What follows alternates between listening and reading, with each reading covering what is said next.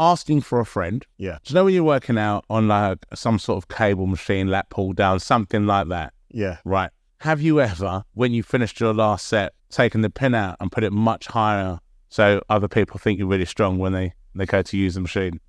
I'm asking for a friend. You're asking for a friend? I've never done that. I wouldn't speak to you. No, I've never done that. I mean, if I tell your friend, they need help. I do that all the time. Seriously? I do it all the time. So I'll tell you when I do it. It's when I've just done a set to failure. I would have lifted heavy. Okay.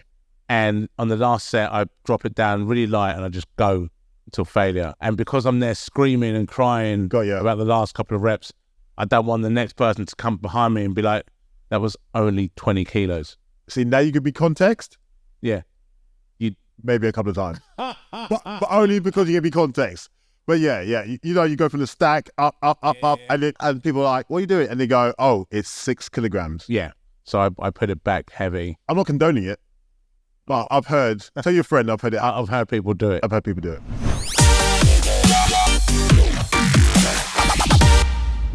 Banging Jim was the joke that got me forward to do Live at the Apollo. That's the joke that killed in every comedy club that they saw and they were like, yes. And it was just such a simple joke on slang. And the thing is, you think the first time you hear any slang, it always sounds weird. It takes a long time for slang to sound normal because you have to understand it. And that was literally what was happening outside a nightclub. 2 newer guys, still a good friend of mine, his name's Leon. And it was his first shift working with us. And he had his friend there. He had his friend D working there. They were just chatting. And it was Leon that turned to him. He was like, yeah, you still banging Jim? And me and my other friend Phil were just like, oh, all right. Because we hadn't met him. And it was when you hear that sort of conversation progress. And that's the thing, when it comes to slang, like if you don't know, because like we said, you think the years of us growing up, banging anything meant something very different. Oh, yeah. So to hear it in that context, I knew what I thought it meant. And there's loads, there's so much slang. And I think at any era, you look back like as kids. Yeah. None of it made sense. No. Are you going to get off with that girl? Are you going to get off with that girl? Get off? What? Yeah, that makes no sense. Yeah. Are you going to get off with that girl? I don't know what that means. Even now as a grown man. As a grown man, I now see how ridiculous that sounded. But back then, that was how you said it. Yeah. You're going to kiss her. There you go. You used to call girls fit, which kind of made sense. Oh, yeah. But now we've gone from fit to peng. Yeah. From peng to leng. I don't know when peng stopped being good enough and leng was the upgrade. See, now leng, that's new to me. Yeah, you've heard peng though, right? I've heard peng. Yeah, but leng. Yeah, leng? Leng is the new peng. And now it's a normal phrase to say, yeah, you're banging Jim. And it's the one phrase that I get people saying to me in the street the most. You still banging Jim? Always. That's where the joke came from. Oh, well done, dude. Yeah, with comedy, I don't like to make things up. I like things to have happened. Life is funny enough without having to add new stuff to it. Yeah, Joe, I'll go with you on that. And that's the thing. If you look around, there's comedy everywhere. There's comedy absolutely everywhere. Do you know what my rule is? And I've said this on stage. When it comes to comedy, everything is funny until it happens to you. Oh, yeah, I'll go with that. Simple rule. No, yeah. Do you know how many times I've seen someone fall over and thought, that was hilarious? Yeah. But if I fall over... You fall over, yeah. And someone laugh, now you're racist. Yeah. But everything is funny until it happens to you. And people's senses of humour is going to be determined by what they've seen. Have you ever had a conversation with a paramedic? Actually, they have got a dark sense of humour. Well, you'd have to. Yeah. You'd have to cope with what you go through. Yeah. You can't see that day in, day out and then always be okay. Yeah. It depends on what you've been through, what you've seen. Yeah. Banging Jim. Banging Jim. It's a great phrase. So that came from that incident. Yeah. But you know what? I love playing around with that sort of comedy when it looks at different types of masculinity because in the joke, I say how they brought me into the conversation. They're like, oh, well, you look like you banged Jim. And I'm like, well, I had a dream about it when I was a kid, but I don't know if that's the same thing. I love playing with those sort of things. Yeah. Because they are fun, and it sort of does put a bit of a challenge out because there's still that stigma. Oh, yeah. Around everything around sexuality. Yeah. I used to tell this joke how, I've told it a couple of times, how I was like, yeah, I'm 100% straight. And then I saw Jason Momoa put his hair up and I was like, I'm 80-20. I'm 80. Yeah. 80 Yeah. to 70-30. Yeah. Depending if it's Aquaman. Like, yeah. I've been asked that same sort of thing over years. You know, when you get to like dinner parties, people are like, if you were, who would it be? If you're going to go to the other side, who would you, what Hollywood or superstar would you go? And you go, I'm not entertaining that thought, The Rock. I've got a whole list. The Rock, no. I think we'd argue. And he's so busy all the time. Yeah, I feel like Chris Evans would make time for you. I think The Rock would have expectations that you know he's busy. Yeah. And he wouldn't call, wouldn't text. I reckon he'd make you call him The Rock. Yeah. Jason Momoa, I think he'd cancel plans to spend extra time with you. And I think there'd be lots of walks in nature. Oh, well, yeah, you'd do so many cool things. Yeah. If that'd be a wonderful lifestyle. You'd go hiking, you'd go rock climbing. I don't think there's any sort of outdoor sport that he wouldn't be up for going to if you asked him to. Yeah. I went online and I went looking for people's pet peeves when they go to the gym. Things that annoy people. So not wiping down equipment after use, leaving sweat for others. I actually wipe my machine down first. Right. I think wiping it down for someone else looks after them, but I don't know who was on it before me. Gold star. They're gold star. That's gold star. I'm the same. I wipe down. I use it. I wipe down as I'm leaving. I don't wipe down. Oh, I wipe down. It depends on that sweater and what I've been using. I'm going to wipe down. And you know what? Not only am I going to wipe down, I'm going to make a big deal out of it. Yeah. No, I can't stand sweaty piece of equipment. You let everyone in the gym know, everyone look. Yeah. I'm doing. This is one that I cannot stand, and I always see this when it's young people. Okay. And for all young people listening, stop doing it. When I see groups of young people hogging 3 or 4 machines, and you're sat there chatting for most of it, but you're just taking up a lot of space and using the place as a social club. Yeah. Which in some respects it is, but there are other people working out. Yeah. People that hog machines. I hope you burn in hell if I'm being completely honest with it. And I don't have a problem with that. Which is worse, hogging machines or sweaty machines? Sweaty machines spreading with bacteria, germs, and so on and so forth. I'm not a germaphobe. I just think it's a bit disgusting and rude. Hogging machines, come on. It's just a wind up. It doesn't need to happen. And I think it's education. Because when I was younger, I used to train with some friends. Yeah. And you just do it. But until someone steps to you and says, hey, that's not how it's done. Yeah. This one I'm guilty of, but there's an explanation for it. So people that slam weights down or make a load of noise. Oh, you better explain yourself well. Yeah. So my theory is you're only allowed to do that over a certain weight. Oh. So I'll give you an example. Yeah. The other day, I had 50 kilo dumbbells. Yeah. At the end of my set, it took a lot of energy to get up. And that last one, I went to failure and I couldn't safely put it down. I had to let it go. But if you're doing that with 20 kilo dumbbells, then no. No. But then again, it's that word I keep using, context. Yeah. If you're someone who weighs 45 kilograms and you do that with a 20, it's relative. So they'll say, why couldn't I? Do you know what I mean? And they'll drop the 20. I still judge you. I'm going to judge you too. I was still going to go, This is like when you're driving, all the things that you're angry at other people for are roundabouts, not indicating. When they do it, you go, I hope you crash. I hope you crash. Yeah. When I do it, it's fine because I'm doing it. It's absolutely fine. Yeah. There's loads of these little things. People, yeah, when you drive, the amount of things you cuss people for when you're driving that you definitely do. Oh, I've gone full on. I'm a serial killer. If you haven't flashed you, say thank you, or if I let you go and I've flashed you and you've just pulled out and I'm counting 1,000, 2,000, thinking where's the indicator to say thank you or a hand or something. I'm like, some of the thoughts that I have whilst driving are very homicidal. Yeah, and it will be something as small as that, where you go, he didn't wave. Okay, let's follow him and burn his house. There you go. I reckon I spend more time looking at other dudes in the gym than I do looking at women. Yeah. No, it's one of those the laws of the jungle, isn't it? Like you go give respect. You go, You can. Nice. There's some you go like there's this dude in my gym, and I had to ask him the other day because I'm seeing this. He's not a big guy. He's jacked. Okay. He's not a big guy. Yeah. And he's in there squatting 3 plates. I've seen him bench city numbers, and I was like, I need to know how much he weighs because I'm trying to figure out how strong he is. Well, yeah. And we stood there like placing bets on how much we thought this dude weighs. I was like, I've got to go and ask him now. And like I was like, dude, how much? And he's 75 kilos, and he's squatting 3 plates like it's nothing.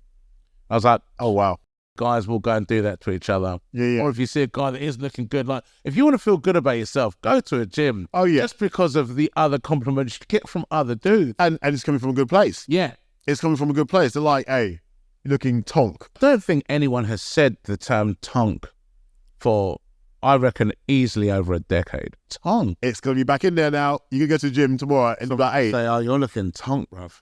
And you'll be like, wedge, dench. There's so many. Dench. Dench is a good one. I like dench. Dench is. Wedge was a good one. Oh, nice. Yeah, those are all good terminology. Dench, man, that needs to come back. That should come back. I don't know if it left. I haven't heard it for a long time. I think I have because I still say it and refuse to let it go. Okay, that's how I feel about tonk. What was it like working on The Biggest Loser? Because when was the last episode? When did they stop doing that? So it's probably about 9-10 years ago. No, wow. Yeah. A decade ago. Oh, yeah. I thought that program, I thought it was great that you saw, like, because people really worked on that one. And I'd like to see, there's captions or videos that still come up on socials from back in the day, and they only show the before and after. You see some of them, their transformations are incredible. Imagine someone allowing you to do your job to almost its fullest. That's what it was doing in Biggest Loser. We got to go in and we got to use all our skills, and all my skills to work with these people who volunteered. They applied to be a part of this, and to help them through their nutrition, their fitness, their realign their mindsets, get into good habits, and seeing that change from the first person to the last. One of the best experiences of my life. What's the worst one? Yeah, don't say names, but what happened? Oh no, do you know what? Every now and then you get clients who want to commit to it, but have no intention of committing to it. And you're having conversations on a regular basis about how many kebabs they've had, how much they've drunk, and you're like, this is Groundhog Day. And it's not like I dislike you. It's like I don't think you're in the right place right now to be doing this, and I'm maybe not the right person trainer for you.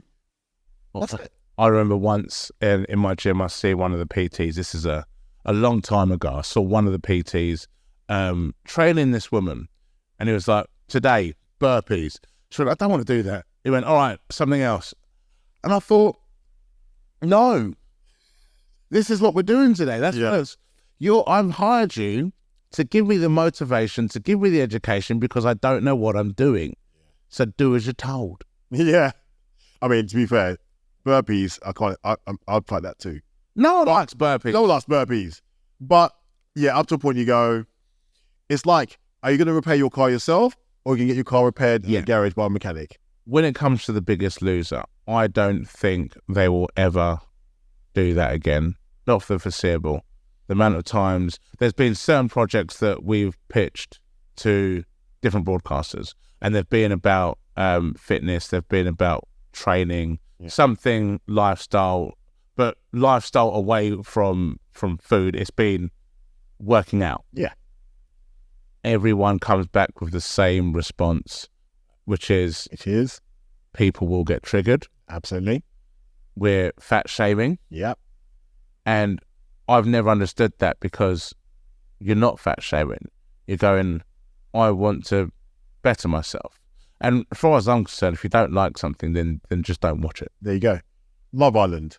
Okay. Love Island, I'd get rid of that. Right. There's loads of these I'd get rid of. Do you know which one I would get rid of? Married at First Sight. And that's why those shows do my head in. Yeah. Because, I mean, it's personal preference. Have you watched it? I've watched it. I've never watched seasons. I've seen it in the background. Richard and I have actually known each other for a long time. Yeah. It was, 20 years ago. Yep. That we were in a super club. It wasn't just a nightclub. This is a nightclub called Eros back in the day in North London. It held 2,500 people. It was open every night of the week pretty much. And we'd go down there and we pretty much just dance battle. That's exactly what we did. The evening. Yeah. And this went on for the whole time that Eros was open. And it was back in the day where we just called it garage, not old school garage. No, exactly. There was no old school. And it really upsets me when I'm out. They're like, oh, this is for the old school ravers. I'm like, I remember that from yesterday. Yeah. I feel like my dad. I feel like my mum and dad. Yeah. When they hear music, they're like, oh, the classics. Yeah. Oh, that must break their hearts. I know where you're coming from. Do you know, people born like now, their time difference from where we were kids is the same sort of time difference of us talking about the 30s and 40s. You didn't need to hear that enough. You literally just ruined my day. Yeah. I've had people ruin my day. I had a friend in my car once and I was listening to Usher, his 8701 album. Oh, yeah. Classic album. Come on. And I was vibing. It was a good day. I was like, I haven't heard this song in a while. And I'm remembering being on roller skates thinking, this is my jam. It was U-Turn. And then my friend said to me, you know, this album came out 23 years ago. Mind your business. Yeah, get out of my car. Now you can walk. Legitimately. Get out of my car. You're allowed to do that. Even on the dual carriageway. Yeah. You're allowed to do that. On a motorway, get out of the car. You can walk now. What a period. I'll be honest, in the gym, every now and then, I'm putting my Spotify on some R&B classics. Yeah. And because back then when I was training, that's where I feel like everything just fell into place. And sometimes I take myself back there with my music. Yeah. The good R&B, some good tunes. I'm like, yeah. And I'm sitting there smiling. I'm smashing the weights up. People are like, what's he listening to? Some sort of hard. I'm like, no, I'm listening to some romantic stuff, man. I'm like, you know what I listen to? What do you listen to? Purely because it makes me laugh, because I know no one else can hear it. And I know the what is the word I'm looking for? I know the perception of how people will see us in a gym. Yeah. Especially when you are lifting heavy. Yeah. So I listen to pretty much exclusively Disney soundtracks. Anything Renaissance Disney. So Hercules, that soundtrack's incredible. Pocahontas. I listen to all those musical theatre tracks because it makes me laugh, because I know no one else knows. I've got Michael Bolton playing. I can go the distance, blaring in my ear, and no one else knows. And it cracks me up. Okay, fine. Okay, I can bet. I've been listening to Hamilton. I've been listening to Princess and the Frog. That's the soundtrack and a half. Music will change everything, especially when you're working out. Oh, honestly, the right track takes you to another place. I mean, I'm in that zone. And like I said, sometimes I have like throwbacks. So like when I was like 15, 16, and I remember hearing certain songs, and I'll be in the gym, that song will come on if I'm on the shuffle or something, and I'm like, oh yeah. And I remember that youthful exuberance with my Little Woods or my Index or Argos weights at home during age 16. Yeah. I hear Mysterious Girl, Peter Andre. I fly back to that. I'm thinking, yeah, man, yeah. Or like Marky Mark. And I'm like, yeah. For those of you who don't know who is, that was Mark Wahlberg. Mark Wahlberg, when he first started. Yeah, man. I went trolling in preparation for this. I wanted to see what do people do. And I like to look for gym facts, because one thing I do, because apparently I look like I know what I'm doing, because I've got the right straps and what have you. Yeah, all the gear. So I make stuff up because I'm like, this is funny. Like, so. But you deliver it with confidence, right? Yeah. Okay. So somebody will ask me about my grips. I've got these hand grips, and I have the hand grips purely so I don't get calluses. Oh, when you soft hands. I've got really soft hands. Oh, bless you, man. I don't want calluses. Oh, my hands look like I actually walk on my hands. Yeah, I really don't. And I get cussed out. There's people in my gym that cuss me out for them. But I had these newbies in there, and they were like, what are they? And I was like, oh, they actually improve your gains by 12%, but you've got to use them regularly for at least 6 months. And they're like, oh, really? And they literally, they buy into it. And I find it hilarious. And now I just make stuff up. I mean, you say it to me with such confidence. I'm just saying, you are joking here, right? Because I'm about to go on Amazon. You see, it's one of those where all it does is stop me getting calluses. Well played, dude. That's literally it. But it was like, yeah, just improve your gains. There was one fact, I've got to find it right. So there was one fact, and I find this hilarious because it's stupid, but then when you think about it, and it was, where was it? Okay, taking pictures after your session makes you train harder for better results. Oh, I can see where they're going with that. Yeah. I can see where you're going with that. Yeah. Because after a session, you're all engorged with blood, you're pumped, you're vascular. And lighting is the best. Oh my Lord. I'll drive 100 miles for good lighting. Do you know what? There's been times I've finished the session and I say I've gone to get changed. There's no need for me to get changed at the gym. I live 500 meters away from my gym. I just know that gym mirror is amazing. Yeah. And I'll still have a fresh pump and I'll go to get changed. And in the mirror, you're like, I am looking jacked. Yeah. Then I get home and I go and have a shower. I look in the mirror at my house. I'm like, you put on weight since you left the gym? The gym I go to, it's a one-lane chain, but their lighting in the change room seems to be is set up. I think they go and get someone who's an influencer to go and say, get the lighting right by the mirror, have soft lighting, I want it at this percent. Because I go in there and I'm like, I look like I belong in Wakanda. Yeah. I'm like, oh, shredded. I'm shredded. I'm like, I walk outside and everyone's like, oh, bless you. Okay, you've been sick. There are certain comments you can say to your friend Oh, yes. that will ruin their day, Yeah. possibly their month. Yeah. And it is the most fun. Me and my friends, we do it to each other. And even though you know it's coming, you try and laugh it off. Yeah. You will take it seriously and it will cut you deep. And I'll meet up with a friend who I know trains. And I'll see him. I'll go, oh, you stopped training legs. Exactly. Look, I didn't even mean that to you. And look how sad you are. That just, oh. Yeah. Oh, yeah, that's one. Have you been ill? You've dropped some size. Yeah. Why would you say that to me? Are you trying to lose weight? Yeah. Oh. Yeah. Yeah. I've had that throughout my whole life.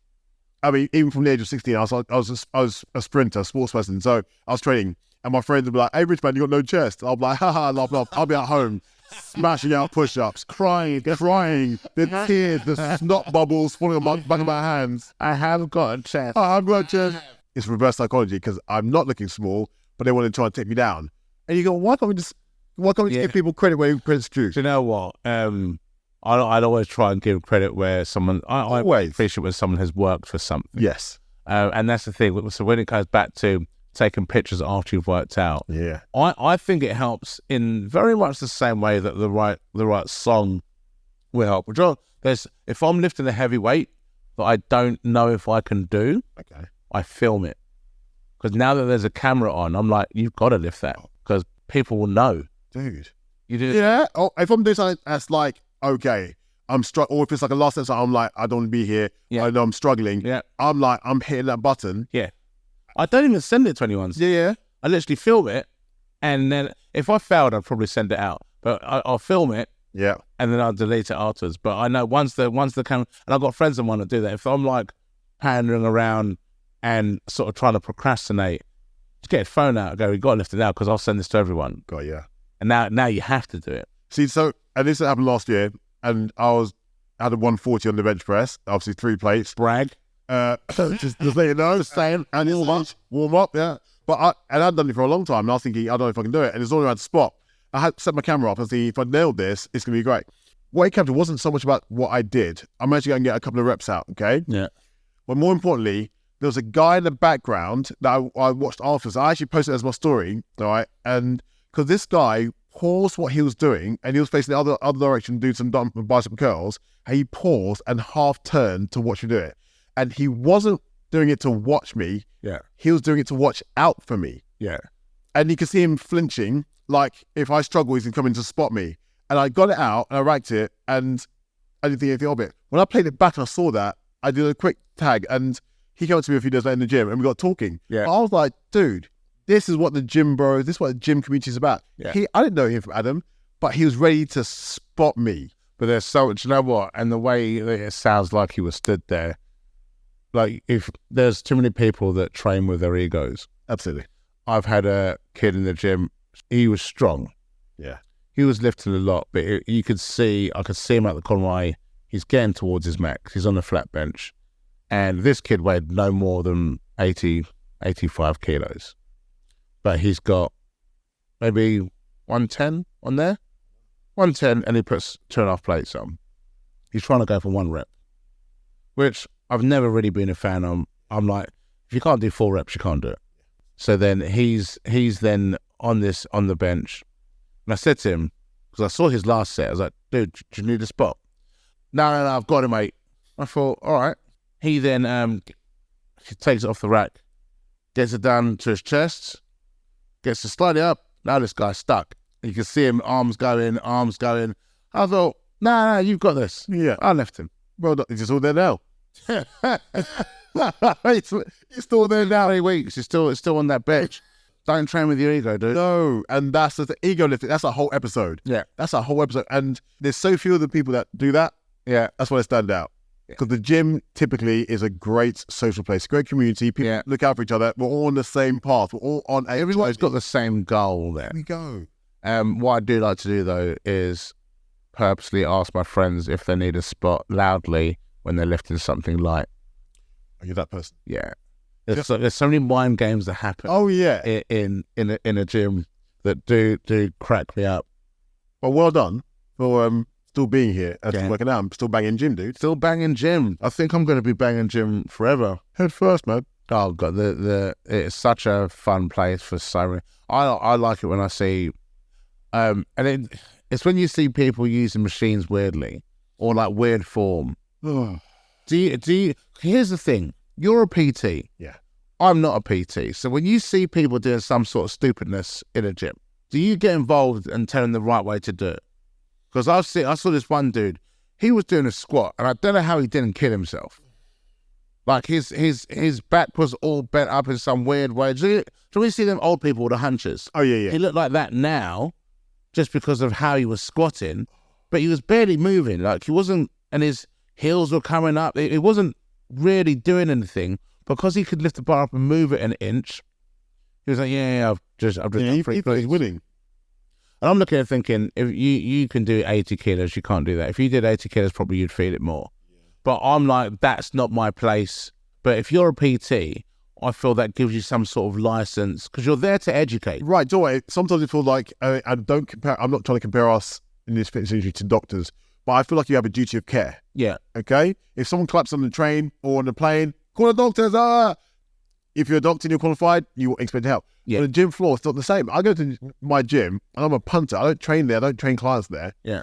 And I see people doing some weird things. I'm looking around thinking, can someone please correct them? Yeah. Over the years, I've corrected a few people, given a bit of advice, but I've had to tiptoe into it. Yeah. To let them know that what they're doing is good, but maybe try this for fear of injury. But I see some crazy things happen on a regular basis, and I want to help, but at the same time, you have to pick your battles because sometimes people. I'm not a small guy. I'm not a big guy in the slightest. But if I walk up and go, "Excuse me, hey, can I just help you out a little bit? Try and do this." They might go, "You don't know me." Yeah. My trainer said I should do this, and my trainer hasn't corrected me. So who are you? And suddenly I'm the bad guy who gets whispered about as they walk away. But most of the time when I approach people, it's done in a nice, caring, nurturing way. But sometimes I have to look at people and go, "Do you know what? I don't think I can help you." There's a guy in my gym who's lost close to 60 kilos, something stupid like that. And I find him, I now watch what he's doing because I'm like, I'm going to do that. Phenomenal.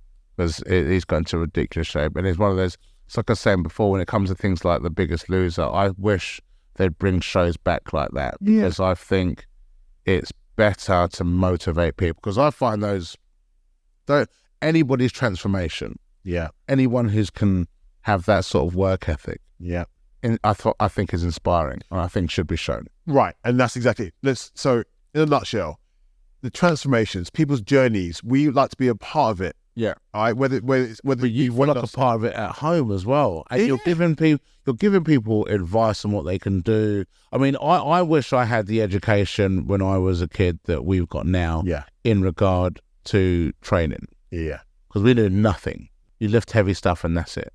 Yeah. There's nothing about dietary requirements. Nothing. I did something yesterday and I'm like, oh, you are the worst. There's something worse than vegans. And I feel bad for vegans anyway, because vegans are trying to do a good thing. Oh, yeah. It comes from a good place. And everyone hates them. Like, I've heard vegans get cussed out more than people that knock on your door and try and sell you religion. Yeah. Vegans get cussed out, even in the comedy world. You cuss a vegan, it's fine. Even if they're in the room, to their face. You cuss them out, it's fine. And I realised that I'm someone who is much worse than a vegan. Why are you? Someone who counts calories. I'll tell you why. Because a vegan will wait for the opportunity to tell you they're a vegan. Whereas someone who counts calories, Yes. I'm not waiting. You're not waiting. someone literally, I was at the Comedy Store last night, brag.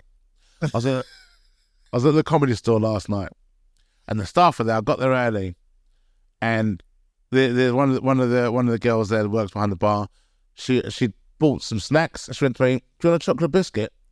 Now, I could have just said, "No, thank you." That's the easy, nice, polite option. That's the right option. Correct. I didn't do that. Oh, what do you do? I said, "No, I'm actually counting calories at the minute, so I'm on quite a high protein calorie deficit, trying to strip down but keep my size."